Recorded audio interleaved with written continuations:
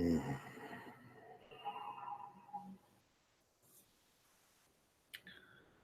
Hello, man. Mm. Let's see how my sound is first before we do anything. Hello, man. That's pretty good, actually. Let's see how my sound is first before we do anything. Okay, let me shut that down. Bring that up and say hello, man. Let me move that back a little because that was actually a little too much. There we go. And then let me shut this down. They're giving me all kinds of little notices up there. Let me shut that notice down and say hello, man. I hope you're all doing well. Go your own way. Go your own way. Where is my? Oh, there it is. Let me get it over here. There. Go your own way. Go your own way. I just think that's the funniest thing. Hello, Pocket Rockets. Hello, everybody. I'm just doing it. I got a new camera today, so I have to kind of do the settings while I'm doing this. And it's, if you could probably notice, I'm wah, wah. it I'm trying to see what it's going to do and what it's going to pick up my movements and everything. But I don't know yet what funny things it's going to do. And I tried to get the settings okay before I started, but we'll see as we go what flaws it has, and they always have flaws. You just kind of find out as you're going and everything. Today we're going to talk about male toxicity and the myth of male toxicity. And I had an argument today with one of the feminists, and they're male toxic this, male toxic this, and males are and the thing was males are ruining the world. Males are having wars. Males, and she was blaming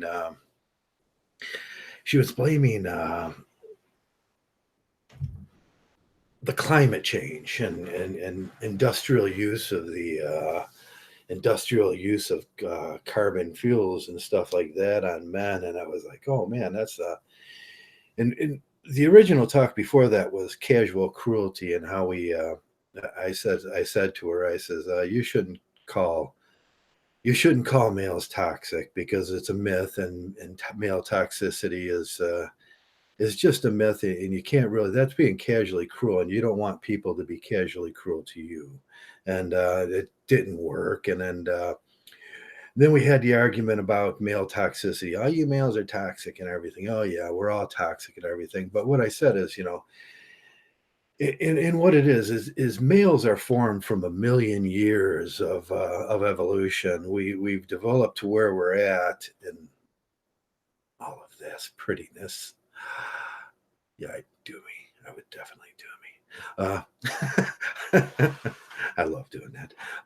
We're formed from a million years of evolution, and that's not going to change anytime soon. You can't just tell a species of animal like an alligator and run up to him and bitch him into doing what you want. Like, you alligator, you just don't understand. You're just not being nice to us. Blah, blah, blah, blah, blah, blah, blah, blah. The alligator is not going to change. Either is the human male. The human male is the human male because that's the way we are. That's the way we've developed. We live on a planet that basically wants to kill us. And we know this, and there's hostility between warring factions, and it's always been that way. And people have different religions, and I'll blame it more on religion that formed men than anything. But this is how we are, and this is how we've developed over the millenniums, over a million years, and probably even longer. We don't even really know how males would have developed in a different environment, in a kinder environment. We don't know how, but the one thing that's for sure, and two for certain, that's the one thing that's been, I can say, well, there's crocodiles out there, and I can say that there was Tyrannosaurus rexes that wanted to kill us, but they're gone. There's lions out there that want to eat us. There's things out there that want to prey on us. There's bugs, and there's parasites, and there's flus, and there's viruses, and there's the Black Plague, and we had to go through all that shit. But the one thing for sure, that's been with us this whole time, right at our side, is what? It's the human female. Now, the human female has mostly everything to do with how males act today. Now, I don't want to say that, you know, I don't want to relieve the human female of of being what capacity, what role did she play in the formation of the male through the last million years? So complaining about the male in this time at this late date when there's been all that water underneath the bridge it seems kind of ridiculous to me. But I just look back and I say, what what part did you play in this, females? You're arguing with you're looking over at the other, your counterpart on this world, the only counterpart that you have on this world, and you're looking over here at them, and the only thing that has been with the human male since the beginning that thoroughly shaped the way that males act is what? You, the female. The female has been with us since the beginning. So what part did she play? Yeah, she played a lot of part in toxic masculinity. Toxic, and you know what? The idea that she wants to even argue about toxic masculinity at this late date, like somehow things are going to change after a million years. A million years is a long time. I'm going to be on this planet maybe 60 years, hopefully no longer. And that's a short span. But in this 60 years, I got to see a whole lot of evolution. I got to see a whole lot of things happen. I always say I live in probably the greatest generation ever, because when I was 12 years old, we'd walk around. Excuse the hell out of me. We'd walk around and we'd walk down to the woods with our BB guns, and the police would pull up and they go, "Hey Joe, what'd you get today?" And I'm going now. I'm going to go get something. I'm going to go hunting. And they go, "Thanks. See you, Joe. Have a great day." And no one would bother me. We'd go play basketball. We played male sports. We played male fitness sports out in. There wasn't some old lady yelling at us because we were being too rough. We came home with mud on us. We came home with a dead animal or some fish, and and yeah, we'd go take our fishing rods. And some days, hey, imagine this. Imagine a millennial at 10, 12, 13, 14, 15 years old actually just spending a night without a telephone in the woods. Yeah. Now, we often get this ageism thing. It's like I've been hearing the mouth of some other people, like old guys just don't understand it. Old guys, they don't understand what it's like. I understand perfectly what it's like. I've seen the changes that have gone on in this universe in the last 50 years. I've seen every single one of them.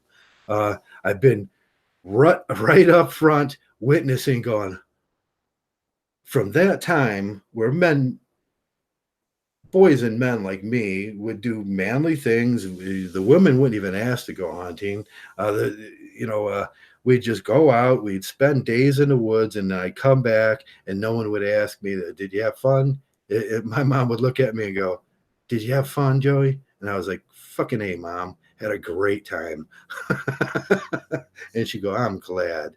And that little happy smile on my 12-year-old face when she was cooking the fish was just reward enough for her for anything in life. But things like that don't happen anymore. Boys don't do them things.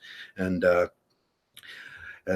I don't understand. I understand everything perfectly. I got to witness it. And But the male toxicity thing is starting to really bother me, and we hear it more and more every day. It's every time you go, there's just some toxic males. Toxic males are responsible for wars. Well, let me tell you what. The only reason we have wars because we have to protect and provide for who.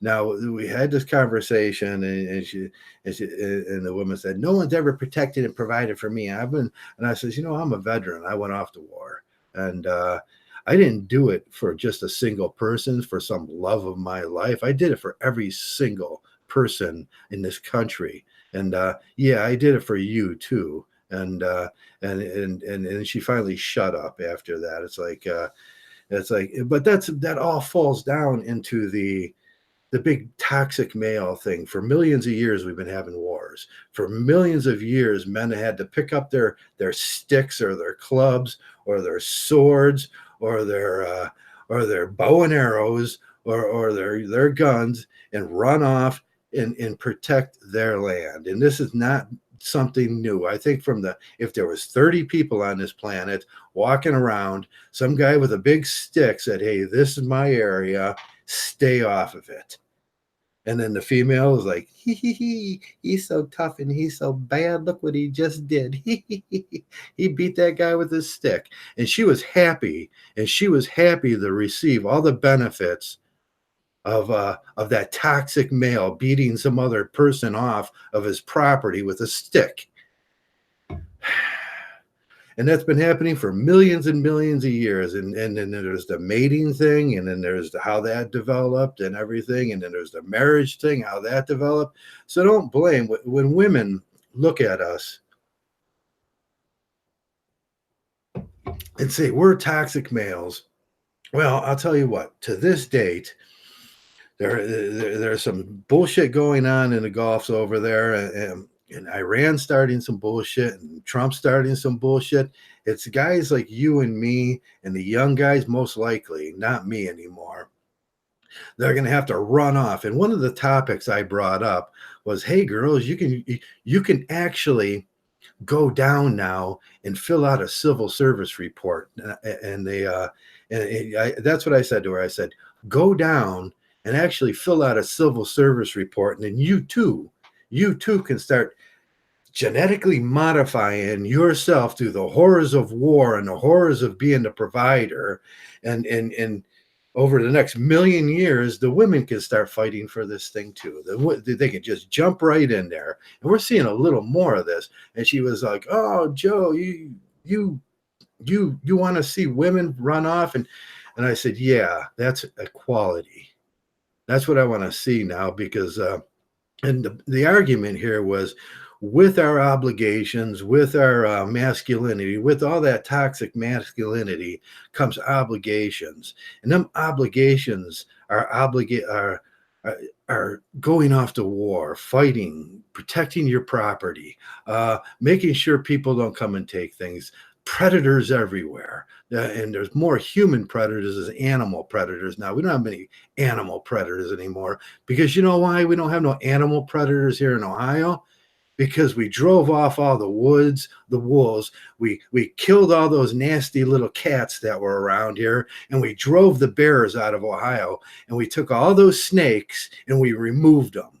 And that way you can walk around outside there and be safe in Ohio.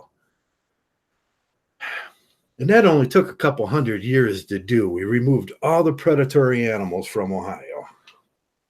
And now kids can play safe in the woods, which nowadays I go down to the woods all the time. I got to walk to the woods. The river's probably a half a mile that way, and I got to walk. The street ends about a quarter of a mile. I got to walk about a quarter mile in the woods to get to the river. And guess what? I don't see down there no more. I seen two kids carrying fishing poles since I've lived here, and that's a long time. And I see probably three kids running around down in the woods, because you know why? Because today the woods is a scary, scary place where creepy males hang out, and it's the creepy male toxic masculinity thing. And some dudes, mostly I see, what's his name? Frank. Frank goes down there, and Frank, he's got a little red beard. He's kind of funny looking. And every time I say, "Hey, get anything today?" and he'll go, "Hey, Joe, no, I didn't get anything today." And uh, we'll talk, and we'll be down there, and a couple of the other guys will show up down there, and no kids, no kids at all.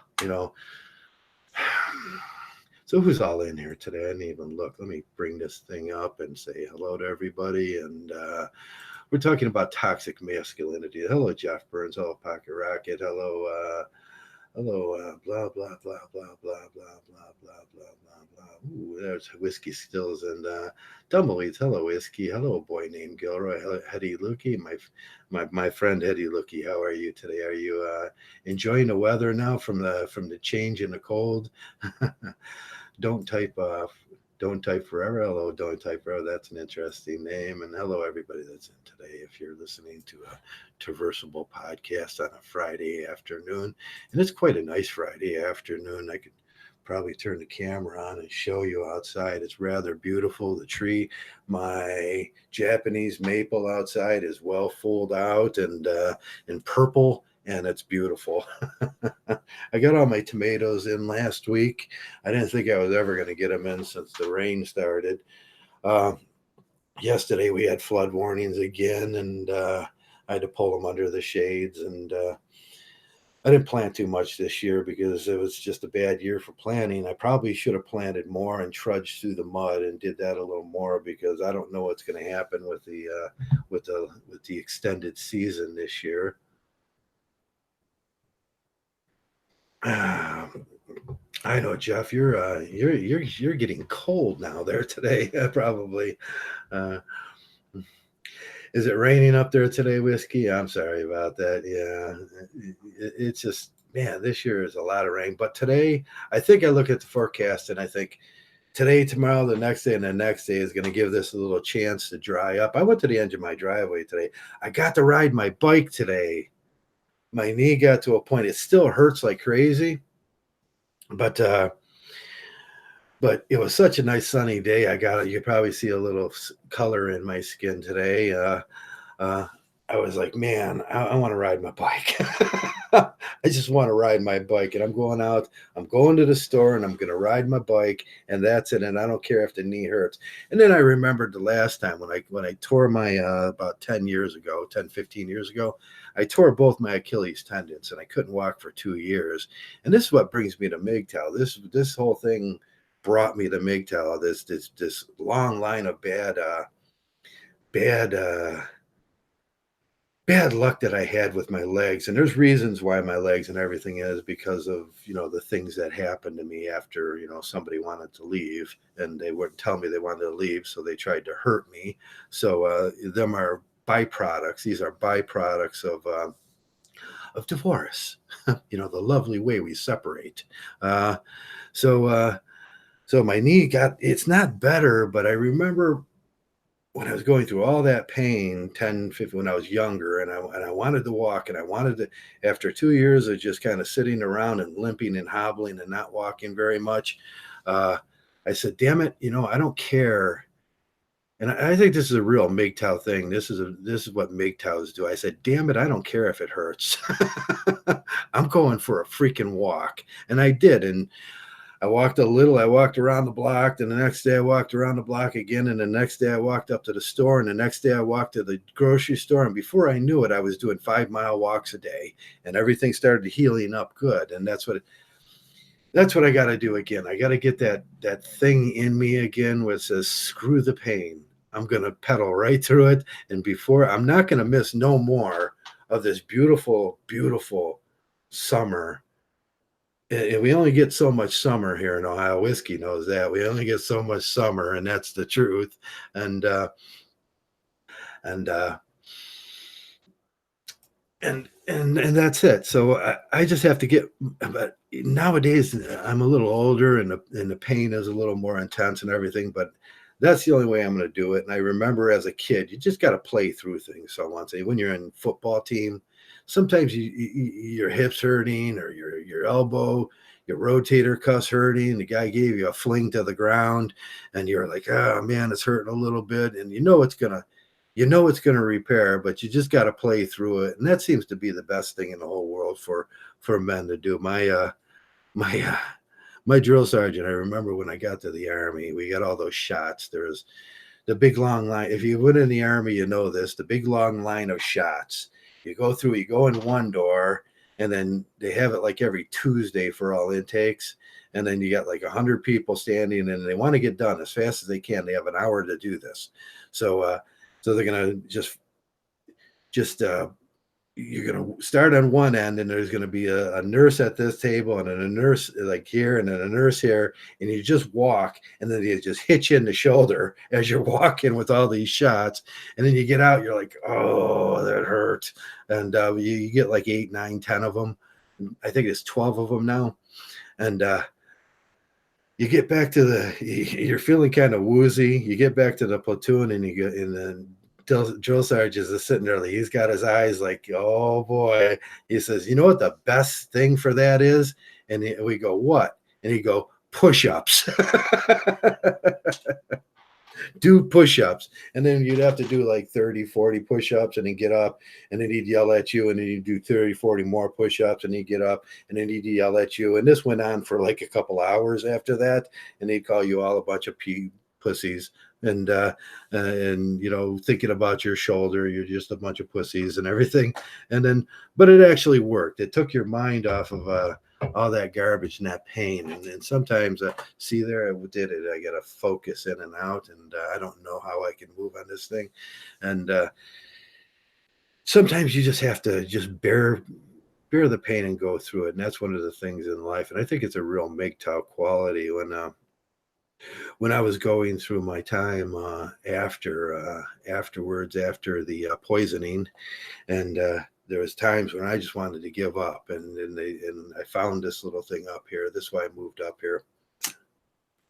There was actually a group support group for guys like me that had. Ooh, that was.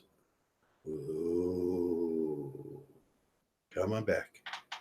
Come on back. There it goes. There's some group support, and I found out a lot about people at that point. I found out there was 12 in the group. By the time the group, like 2 years, and then by the time we had lost, like 6 guys had committed suicide, and then they weren't willing to do the work necessary to cure themselves. And then by the time it was all over, there was just me left, and I'm the only guy left out of that group for that particular medical problem. And sometimes you just got to work through it. And the harder you push, the better off you're going to be. Which I think if I breed it now, after all that, after all that pain and horror and everything, the product that the female would get now is probably a really good product. There's probably some evolution in my DNA, which unfortunately I breeded before all the horror. And then I said, no, I'm not going to breed anymore.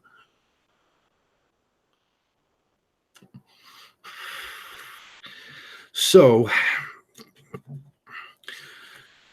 the United States is going to get into another throwdown with Iran. That's going to be a good one. That's going to be a good one. I wish I can go help, but I can't.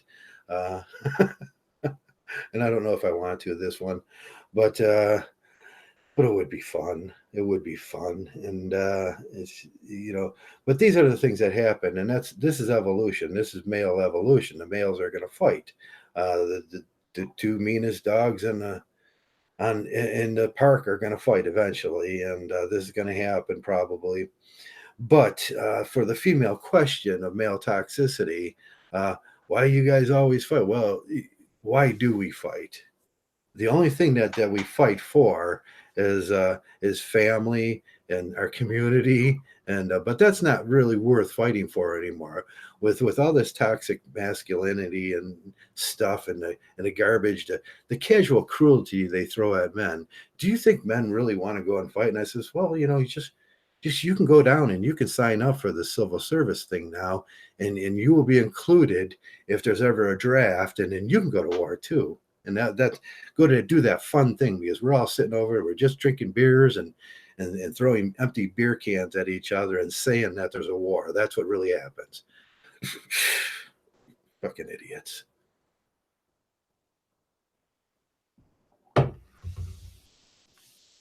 But in this thing, that's a part of that's a part of human evolution because and it's a big part of male evolution. Why are we like we are? Well, we're like we are because the one thing that's always been beside us is a female. And they've always probably been yep, yep, yep, yep, nipping in our ears and everything. Now imagine if a half a million years ago the female stopped yelling at us. Don't you think she'd be like nap nap nap nap nap? She was just yelling. You're sitting across from a campfire I just made, and she was yap yap. The fire's not big enough. It's not hot enough. Make the fire hotter. I need warmth. And she's yelling at you, yap yap yap. And then she looked up, and she had a red pill moment, and she said, "I should just stop yelling at him, and I'll do it myself. I'll make the fire hotter myself by throwing a couple other logs in there." And that caught on. And that happened a half a million years. What do you think males would look like today? We'd be totally different. I'm telling you, things would be totally different. So they have to. How are they complicit in this thing? That's what I ask. How are females complicit? There's always this thing. Every time I read one of those articles and everything, there's no complicity by females at all in this thing. It's like almost they did not exist with us while this evolutionary thing was happening. They weren't there. It's like, ooh, wait, ooh, oh man, that's some strange metaphysics there, and and and they had no, you know, they had no part in that to play. And it's like, oh, wait a second. But MGTOWs, we ask these questions. We're like, what was your part in that? We always ask ourselves, what was my part in any problem that happens? What was my part in this? And that's the big part about the male introspection, the MGTOW introspection. What was my part in my problems in the world? What was my desires? Well, where was I wrong? And then I fix all those things. And then I say, no, I'm not going to do this no more. I'm not going to do this no more. I'm not going to do this. And I'm most certainly not going to get married anymore. And I'm not going to take part in those rituals that they do and everything. But, what was their part in that? And they're not willing. That's called agency. You know what it is? It's agency when you're willing to say, hey, yeah, we did that. We did that. And we'll fix that. And that's what men do. We recognize that sometimes we're not the greatest things. We are products basically of the flesh and blood that surround us. And that plays a big role. And nobody wants to talk about. We are products of the flesh and blood that surround us. And I wish I had an armor coating. I wish I was made of a harder bark. you know, it's hard to say that I wish I was prettier. But I wish things would be different too. I wish I was bigger, stronger, tougher, more impervious to bullets. You know, I wish that, but evolution didn't make us with turtle shells. Evolution didn't give us an exoskeleton, and number of the things that man, I don't know what I'd look like with an exoskeleton. Would I be roundish like a beetle? I don't know if I'd like that look. Talk about some fucking queer thinking. Hmm. So, how is the women complicit in this thing? And I think instead of asking the questions how we can change men and make them less toxic and blame everything on them, they can ask themselves the question: how are we complicit in what's going on in the planet like now? And we were talking about that thing, and it was like, well, males are building corporations and they're burning toxic fuels to get all the energy. Yeah, energy so you can turn on the computer here, energy so you can do your dishwasher, energy so you can turn on your lights and see at night. Suddenly, there's no complicity in that either. No women will ever have. No, if you want to, it started off with an argument of, how are we going to how are we going to fix our atmosphere? How are we going to take the carbons out of air? And I say, well, do what I do, ride a bike. And then someone, oh, there's a nihilism that starts with that. Oh, that's, you're not going to make one little bit of change by riding your bike. Well, I'll tell you what, I don't burn 480 gallons of gas a year. I don't put that amount of carbon in the air. It's the me machine. Let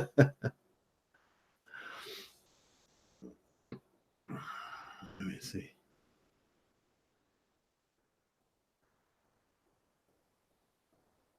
Let me, there's some, no, I'll just hide those messages. Okay.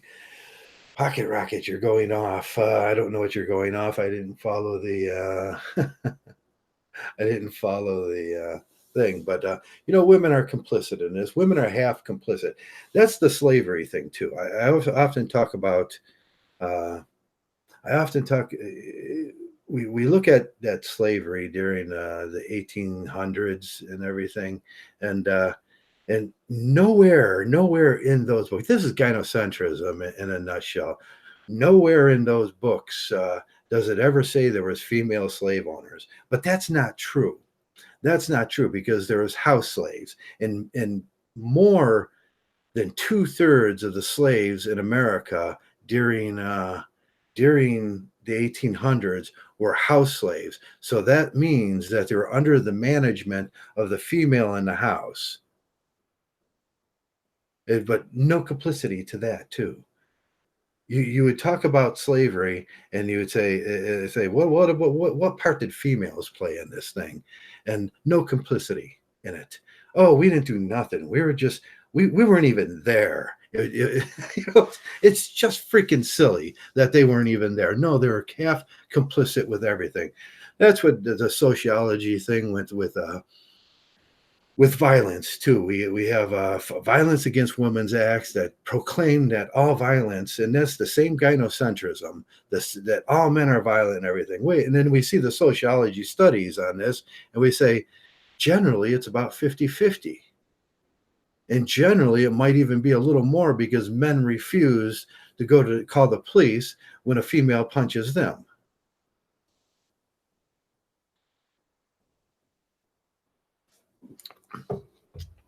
So this is MGTOW in a nutshell.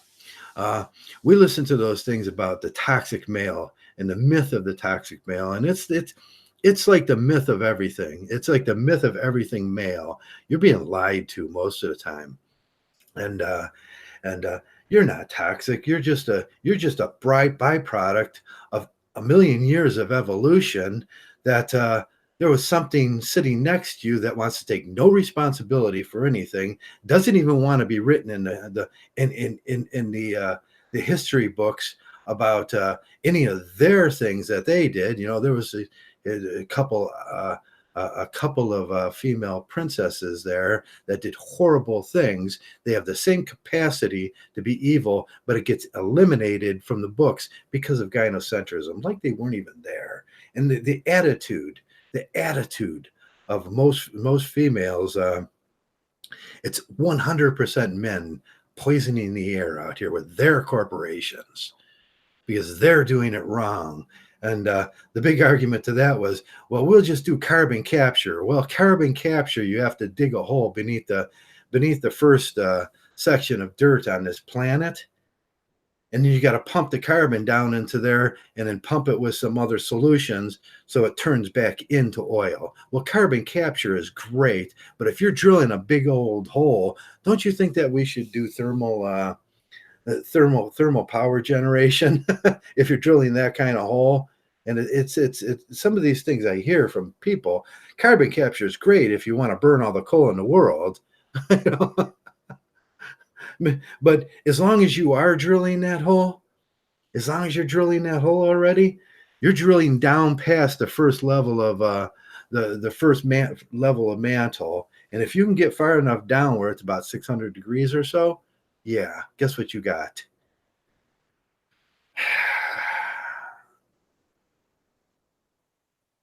You got a thermal generator. So big ideas from little people with no idea what it takes to drill a hole a mile deep. And basically, I think the I don't know how I could look it up real quick. Yeah, I wish I had Siri. I'd be say Siri. I wanted to change Siri's name on this. That's why I haven't done it yet. What's the deepest hole ever drilled? And I don't think it comes close to what's needed for thermodynamics and energy generation. But these people have a lot of stupid ideas about how you're gonna turn on your lights. I mean, but I don't see the argument was, man, I ride my bike. That's the best I can do. That's the best I can do for everybody. I like to use electricity, and if I had a generator that I can power right here with my with bike power, I'd probably do it. But I can't buy one, and I can't in this area. I can't put a windmill on top of my house, a power generator, because they'll say, "Oh, well, you're violating zoning laws." And I'll tell you what, that's probably some woman down at the some megalomaniac little woman that got a little authority. Now she's like, "You can't do that, and you can't do that, and you can't do that."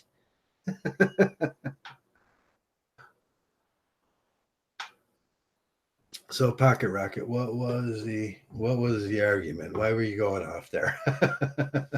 I seen that. Mm. I hope you're all having a great day. It's a wonderful day here. I was making chicken for Doug. Doug gets a piece of chicken a day now because he's such a special dog.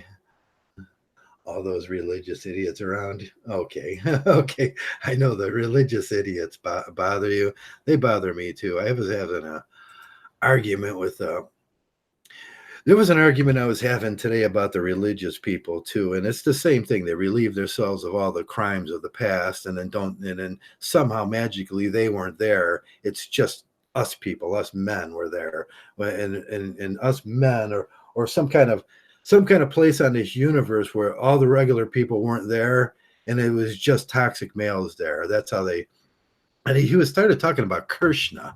I was like, oh, you know what it was? I was watching Leonardo DiCaprio's father today, and then all the people were going up because I use my traversable MGTOW when I go into these things because I want everybody to know I'm traversable MGTOW sometimes.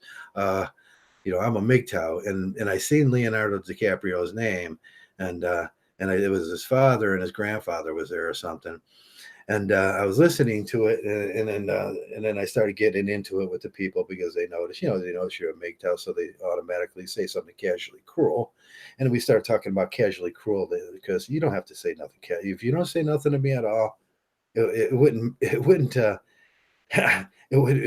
I wouldn't mind at all most of the time if they didn't, but they have to say something to me. But the big argument and the big grin I got on my face is after a while they were listening, and I said, "Do you know that Leonardo DiCaprio is a MGTOW?" Yeah, that guy's son was a MGTOW, and he's got some climate show coming out that I'll probably watch just to see the silliness of what movie Hollywood movie producers perceive carbon capture, and I mean, I worked in oil a lot of years, and I know what it takes to drill a hole, and I know what it takes to drill gas drills holes, and them things are big.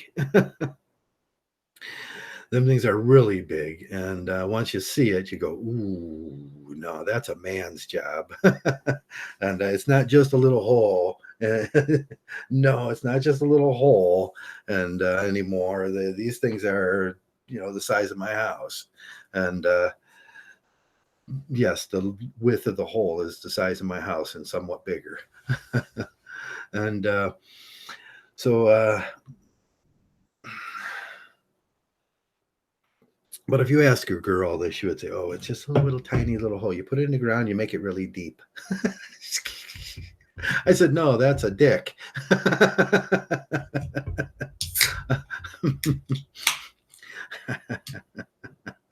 I know I shouldn't have said it. I'll probably get taken down for that. Oh, so I hope you're having a great day. I hope I didn't interfere with anybody's streaming out there. Usually at this time, I just put it up and I don't really care who's streaming. I just come on and talk. It is a beautiful Friday. And I did ride my bike today. I was trying to put a new phone camera on because I got sick of the other camera. And then I bought a new camera. I got rid of this one. This is the old camera. I got a whole box of these old cameras. This was the last one I bought. It was the Logitech 638 or 630 something.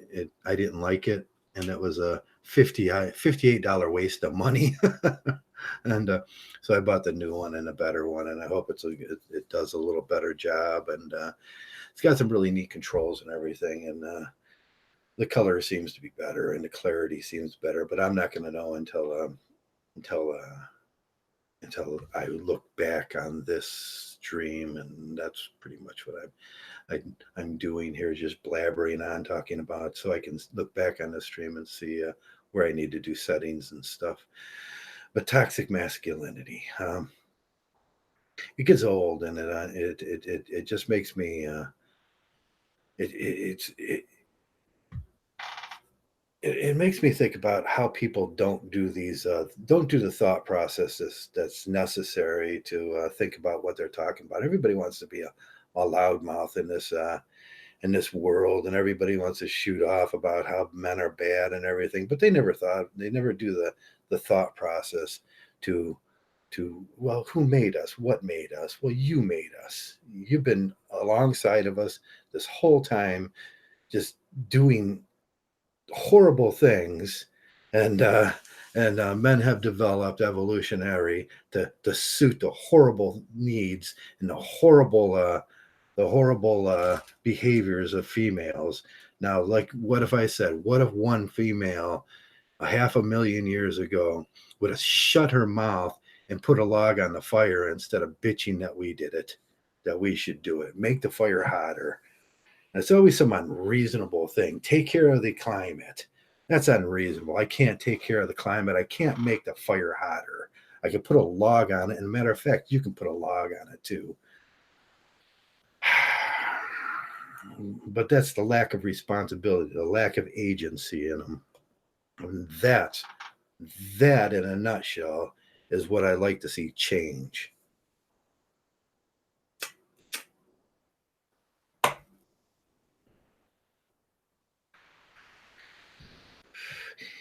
Yeah, the men are bad. I forget when I started seeing. This thing was back about 1985 to 1989.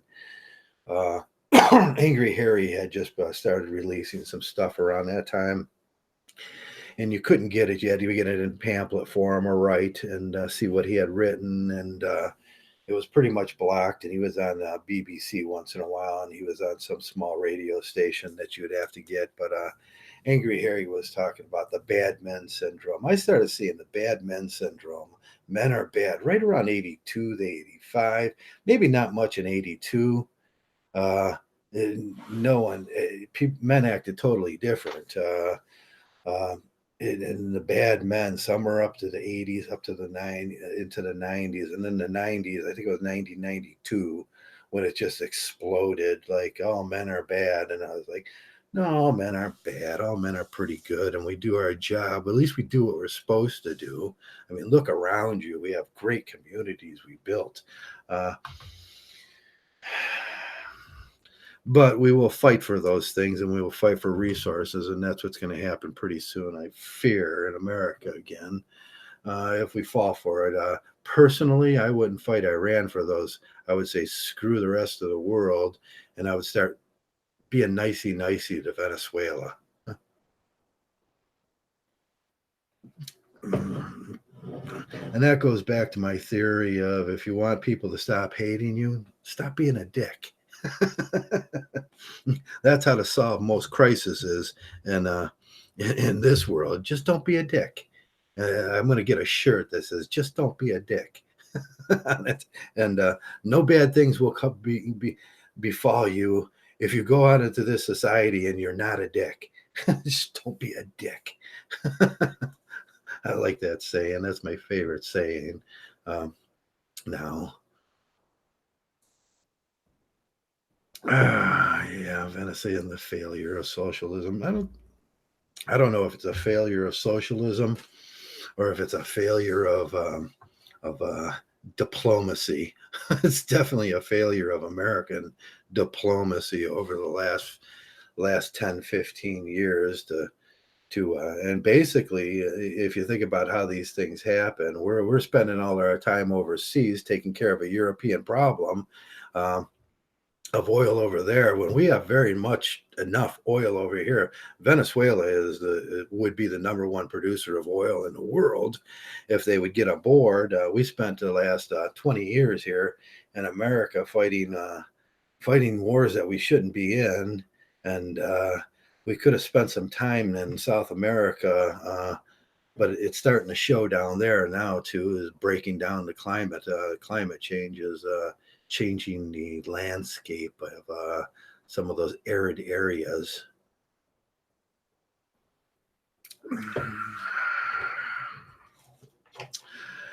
But yeah, diplomacy. That's what we need. Um, what we see now, I don't think it's true socialism. There's never true socialism. Even France, that's probably the most socialist, democratic socialist country, doesn't have true socialism. They just float back and forth on that bar a little bit as needed. Sometimes a little more. The French people, they're kind of weird. Um, I could say that I'm a French bigot. I married a French girl, yeah. And so that made me a French bigot.